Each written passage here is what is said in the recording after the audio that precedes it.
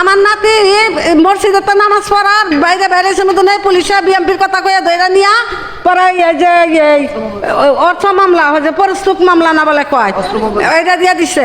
আজকে আমি টাকার লাগে, আমি গরিব মানুষ, আমি প্রতিবন্ধী, আমি জামিন করাই পারতেছি না, কাগজও দিবার পারি না, টাকাও দিবার পারি না। আমি সে যে 18 দিন পরে কালকে নাতিরে আমি দেখিয়া গেছি, বলছি ভাই আমার সে কাছে চাইতেছি, চাইয়া পরে তার আমি রবিবার আমি জামিন করাইমু। আজকে উনি যে গুলাগুলি লাগছে আইছি আয়া দেখি এই মুহূর্তে আমার সাথে পারতেছে যে মানুষ মাইরা হালাইলো আমাকে বাঁচান, চাচা বাঁচান, চাচিরা বাঁচান, খালাই বাঁচান, এ জানো মইরা গেছে গা। আমি কইছি যে আমার নাতিটার একটু দেখান বাইসা আছে কিনা জানি না।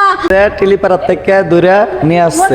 আমি বিএমপি করে দেখা আমার উপর জিত কাটাই পাইছে না, ধরতে পারে নাই। আমার ছোট ভাইয়ের দূরে নিয়ে আসছে, ঠিক আছে।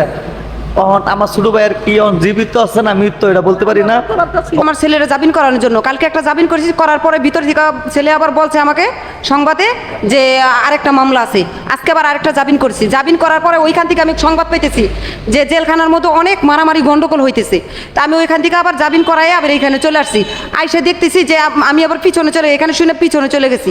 যাই দেখতেছি ওরা ওই দোতলার উইঠা মনে করেন এমন চিৎকাইতেছে যে বলতেছে আমাদেরকে বাঁচান, আমাদেরকে মাইরে ফেলাবে, ভিতরে 10 জন মারা গেছে আর 200 আহত আছে।